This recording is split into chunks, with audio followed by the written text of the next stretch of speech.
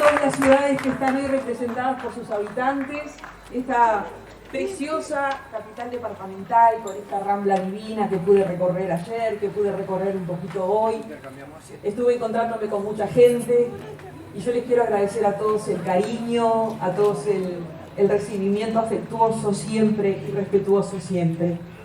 Y decirles también que, bueno, en este afán por encontrarme con gente, por escuchar, porque también es cierto que en la profesión que yo elegí, en la que yo me desempeñaba, a medida que uno va ascendiendo, ocurre que el trabajo lo va separando de la gente. Entonces yo estaba hace 34 años metida adentro, ¿no? No salía a la calle, no compartía, sí, compartía la calle como cualquiera un ratito, pero quiero decir, esto del contacto, de poder charlar, de poder escuchar los problemas de la gente, de poder escuchar también sus propuestas, sus sugerencias, sus críticas, ha sido muy bueno. Y ayer, por ejemplo, me acerqué a un lugar que me parece una herramienta de transformación maravillosa, como lo es siempre la educación y la cultura. Me fui hasta la UTEC que tienen acá, con esa carrera de grado que nació a partir de Jazz a la Calle. Me pareció maravilloso que hayan recogido eso que es una verdadera movilización cultural de músicos que de manera absolutamente voluntaria y entregada a la música y a la cultura inspiraron una universidad. O sea, creo que a veces, tal vez no nos damos cuenta a la distancia, porque ustedes saben que UTEC hay en todo el país, pero no en Montevideo, lo cual parece una muy sabia decisión, lo que significa ese lugar. Y me encontré allí con estudiantes que creo que uno solo era de Soriano. Había de Rivera, había de Salto, había de Paysandú. Uno llegó de Rocha con un contrabajo al hombro, se puso allí a tocar. Y realmente era maravilloso, y otros tocando la guitarra, y otros el violín, y otros el piano.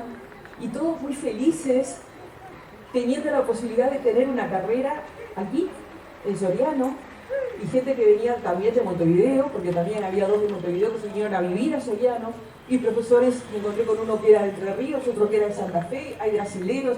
O sea, me parece que es una realidad maravillosa que tienen aquí, que tienen que celebrar y que tienen que cuidar. Y realmente fue un encuentro que me dejó renovada, porque cuando ocurren esas cosas vinculadas a la educación, que como sabemos es una de las áreas fundamentales para la inclusión social, para el crecimiento de las sociedades, para que las personas se formen y mejoren, cuando ocurren este tipo de cosas, es realmente para celebrar. Así que yo felicito eso, que ustedes saben de quién fue esa idea y de quién fue esa creación de la UTEC. De un visionario.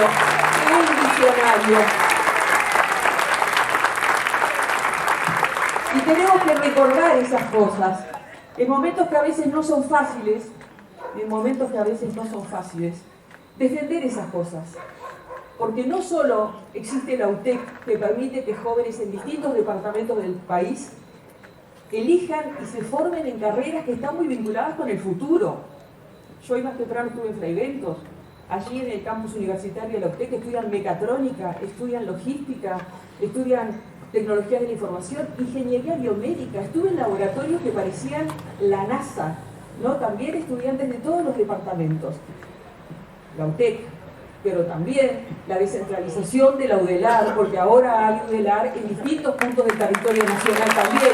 ¿Y eso de quién fue obra? Y el Plan Ceibal, con las ceibalitas en las escuelas y en los liceos, que fue tan importante en la pandemia. Y la ANI, que permite que nuestros universitarios hagan posgrados y doctorados en nuestro país y en el mundo, y que vengan también docentes de otras partes del mundo. Y primera generación de universitarios récord en el Uruguay estamos teniendo. Primeros estudiantes de sus familias que pueden tener títulos universitarios. Bueno, y lo mencionaba Aníbal también, ¿no? Y derechos. Tantos derechos, una agenda de derechos que hemos conquistado y que tenemos que cuidar. Estén atentos, porque miren que no a todo el mundo le gustan los derechos que hemos conquistado las mujeres, los trabajadores rurales, las trabajadoras domésticas. Se habrá que cuidar esos derechos. que nos hicieron una sociedad mucho más justa, mucho más igualitaria y mucho más solidaria. A mí me gusta hablar mucho de eso, de la solidaridad y de eso de la igualdad, porque nos hemos transformado en un país muy desigual, y ustedes lo saben, muy desigual en posibilidades, muy desigual en ingresos. Hay mucha gente que está muy mal, en una situación de vulnerabilidad creciente, y la que estaba muy bien está mucho mejor, y eso lo que hace es generar una gran desigualdad. Entonces tenemos que trabajar en eso, y tenemos que trabajar solidariamente en eso. Pero la solidaridad es un valor que no se puede decretar, que hay que ejercer, que hay que sembrar, más que con el discurso, con el accionar cotidiano, con acciones solidarias. De la misma manera que hay un valor que tenemos que defender y volver a colocar en el centro de nuestro relacionamiento cotidiano, que es el respeto, tratarnos con respeto, y por eso queremos una política respetuosa. En tiempos en que lo más fácil es agredir, es agraviar, es decir, una ordinariez.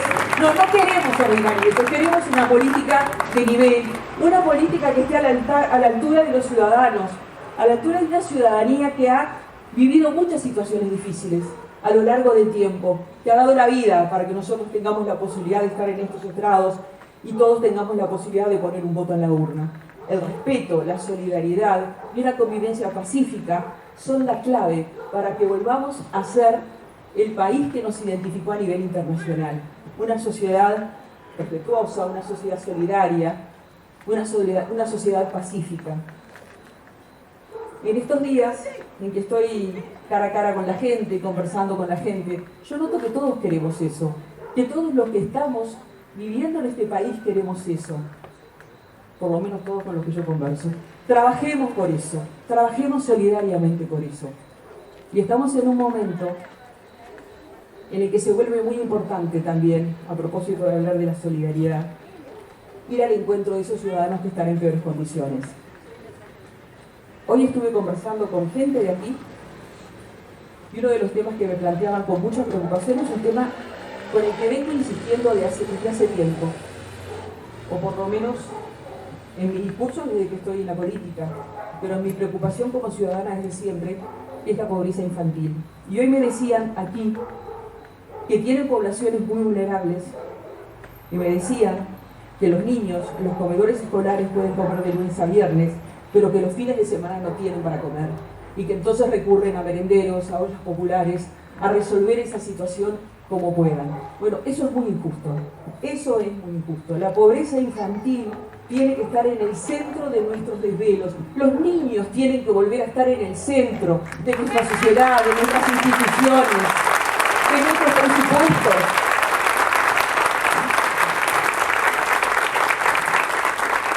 Esa pobreza infantil que los marca de por vida, porque lo que vivimos en la infancia nos marca de por vida. Y estamos condicionando para siempre su desempeño en la educación, su desempeño social, porque ir a la escuela, algo que parece tan fácil, para mucha gente no es fácil, porque tiene otras dificultades. Pero la escuela tiene que acercarse, la escuela tiene que convencerlos de que el mejor lugar donde puede estar un niño es en la escuela. Y que ese lugar tiene que ser de horario extendido, ese niño tiene que poder allí realizar sus comidas, ese niño tiene que sentirse en la escuela seguro. La escuela tiene que volver a ser un lugar de encuentro de los niños, un lugar de encuentro de las familias, un lugar de encuentro con lo mejor que le podemos dar a la sociedad. Y nos encontramos, porque en los últimos 2 años, y esto me lo decía el maestro Florit, tenemos récord de la asistencia a la escuela. Niños que han faltado hasta 90 días. Salpicado, ¿no? No 3 meses de corrido han faltado, pero ha faltado esa cantidad de días. Y eso no solo es perder contenidos educativos, eso es perder convivencia, eso es perder jugar, eso es perder aprender a negociar, a dialogar, a sobrellevar frustraciones, a sobrellevar éxitos, porque la escuela es mucho más que aprender contenidos. Y esos niños que dejaron de ir, seguramente algo de responsabilidad tenemos los adultos en que no les hacemos sentir a esas familias que es fundamental que los niños vayan a la escuela. Tenemos que volver a reivindicar la educación escolar, la presencia de los niños en las escuelas, el lugar de los maestros, como un lugar muy importante para la sociedad. Y esos niños los tenemos que traer a las escuelas de nuevo, y a esas familias las tenemos que acompañar. Las tenemos que acompañar para que nuevamente se redescubra el valor de la educación. Y para eso hay que insistir con las maestras comunitarias, esas maestras que podían visitar a las familias, que iban a ver por qué el niño no iba a la escuela, o si iba, de todas maneras lo visitaban y allí detectaban si había una situación familiar, si había un problema de salud, si había un problema económico, si en esa familia había una persona con una discapacidad, si había algún tipo de violencia. Las maestras comunitarias son esenciales y tenemos que ir por ellas y traerlas a trabajar nuevamente como antes, porque son las que nos van a ayudar a volver a traer a los niños y a las familias a la escuela.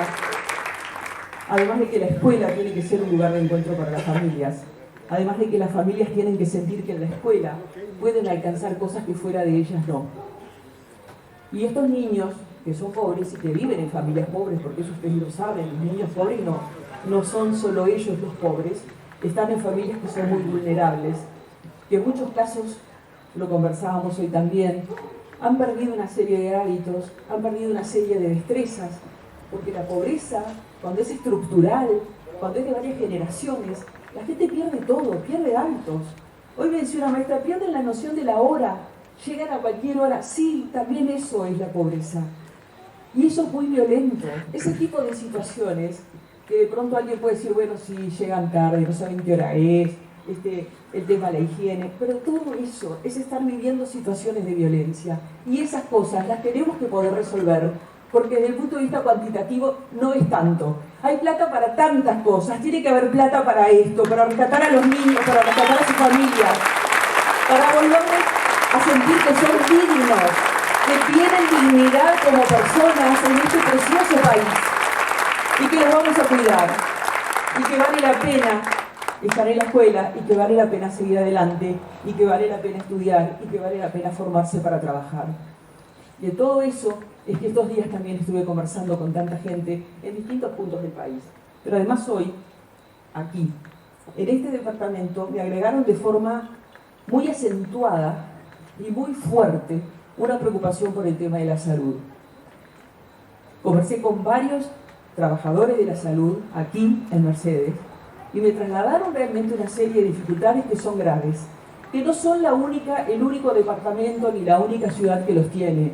Pero cuando uno se encuentra, por ejemplo, tan concretos, de pediatras que le hablan de un maltrato infantil creciente y que no es atendido, porque claro, también hablamos de niños que de pronto tampoco están yendo a la escuela y los maestros podían detectar eso, pero no pueden si no van. Y muchas veces tampoco los centros de salud están dando la respuesta que se necesita. Concretamente aquí me hablaban a nivel de salud pública de la ausencia de equipos que puedan atender eso, de que no hay psiquiatra infantil, de que hay un asistente social para todas las ciudades periféricas. Y eso requiere una atención multidisciplinaria, de un psicólogo, de un pediatra, de un psiquiatra, de un asistente social, atender a esa familia. Entonces entiendo la preocupación de los trabajadores de la salud, pero me agregaron más datos preocupantes. La dificultad para tener medicamentos, y me hablaron de medicamentos básicos en salud pública, de medicamentos que tienen que ver, por ejemplo, y el ejemplo no es un medicamento, con el complemento alimenticio para los bebés. No hay complemento alimenticio para los bebés. Me hablaron de medicación para diabéticos, me hablaron de hierro para los bebés, y está establecido que tienen que tener hierro a partir de los 4 meses y que no tienen para dárselo. Me hablaron de las dificultades de hasta 6 meses para poder dar con un especialista en salud pública. Y más también, dense cuenta, en este país donde se hizo una reforma del sistema de salud que fue ejemplar en su momento. Entonces, si habrá allí situaciones para atender, y además me pareció de una gran valentía y de una gran solidaridad que estén preocupados por esos temas y que los planteen. Que estén planteando que pasan meses para ver un especialista, que están planteando que tienen el tomógrafo guardado hace por lo menos 3 años en el hospital y no hacen la tomografía, pero se las pagan a otra gente y eso termina saliendo mucho más caro cuando se paga en el sector privado. Entonces, ¿cómo no entender que esa situación es muy extraña? ¿Cómo no entender que todo eso lleva a contratar servicios que a la larga son mucho más caros y es totalmente antieconómico? ¿A quién le sirve eso? Claramente a los ciudadanos no. Entonces allí hay muchas cosas para resolver y hay muchas cosas por las que trabajar. Y la salud es fundamental porque es un derecho de todos. Los medicamentos, acceder a los especialistas. Decían, no hay oftalmólogo, no hay fonoaudiólogo. O sea, estamos hablando de especialidades que en muchos casos forma parte de la ley que los niños tengan que ser atendidos o que ser controlados y no lo están pudiendo hacer. Así que nos vamos con esa preocupación muy genuina y muy comprometida de personal de la salud de aquí, porque nos damos cuenta que entonces aquí también hay derechos de las personas que están siendo violentados. Por esa salud tenemos que trabajar, en esa salud tenemos que estar contemplando también la dignidad de las personas.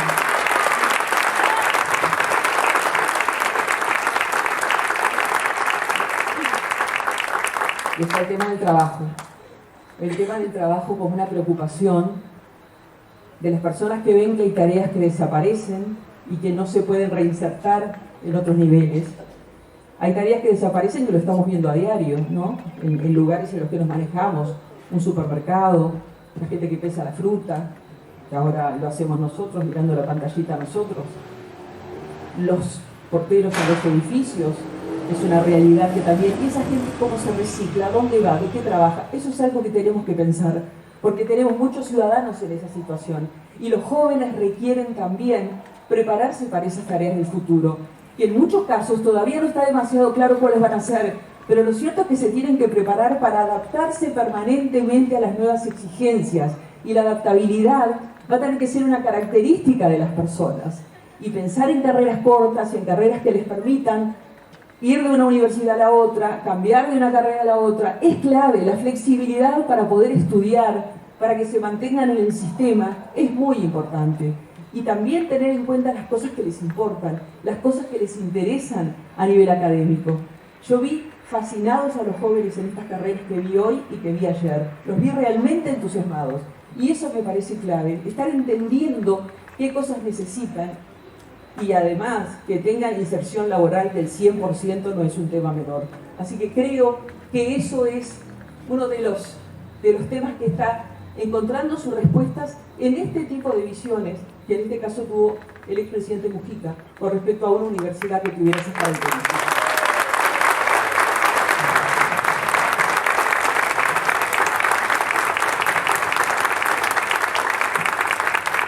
Está bueno que lo aplaudan porque, como ustedes saben, está peleando por su mejoría y está mejor.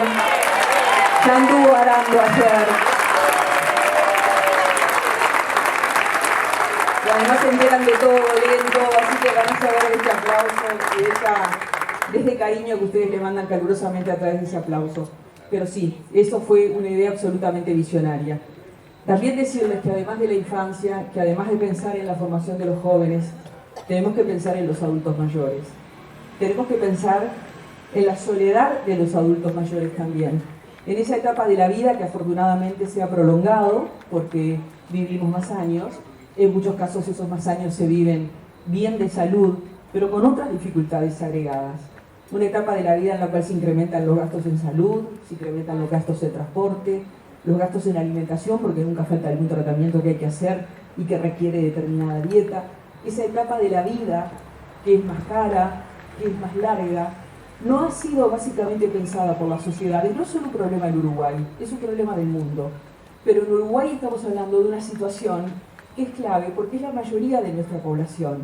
Entonces pensar en esa etapa de la vida, generar propuestas que tengan que ver con la posibilidad también de insertarse, de disfrutar de propuestas culturales, de disfrutar de propuestas que tengan que ver con esa etapa de la vida. Y les quiero decir algo, hay mucha gente que está jubilada, que básicamente puede todavía pensar en dar una mano, y yo creo que dada la circunstancia social que vamos a heredar, va a ser muy necesario tener manos voluntarias que se acerquen a trabajar con nuestros niños, con nuestros adolescentes, que se acerquen a acompañar, que puedan estar allí en la primera línea colaborando, pero en esa etapa de la vida de una manera diferente, en una etapa en la que se puede ser útil de otra manera, pero en una etapa que tiene que ser de disfrute, que tiene que ser también de realizaciones, porque la vida no se termina cuando la gente se jubila, la vida empieza para muchos cuando la gente se jubila.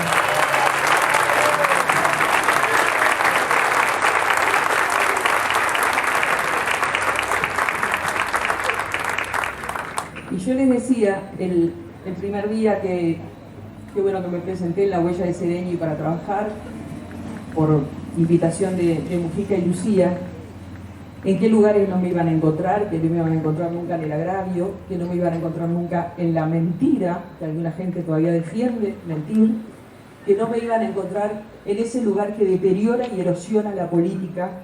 Y vaya si por estas horas he leído, he escuchado conceptos que erosionan la política y que erosionan este estilo de vida que nosotros queremos y tenemos que defender. Donde sí me van a encontrar es defendiendo estas causas, las de los niños, las de los adultos mayores, las de los jóvenes, la de la igualdad, la de los derechos. Ensanchar a base de derechos va a ser mi preocupación. Y saben qué más, que el Estado vuelva a estar donde tiene que estar, porque el Estado se ha retirado de todos lados y necesitamos que el Estado esté nuevamente cerca de los ciudadanos. Así que el 27 espero que ustedes y sus amigos y sus vecinos, conversando con ustedes, se convenzan de que tienen que ir a votar al Frente Amplio. No importa si lo votan las 609, voten el Frente Amplio, que les va a dar la certeza de una vida mejor y una sociedad más igualitaria. Buenas noches, hasta siempre.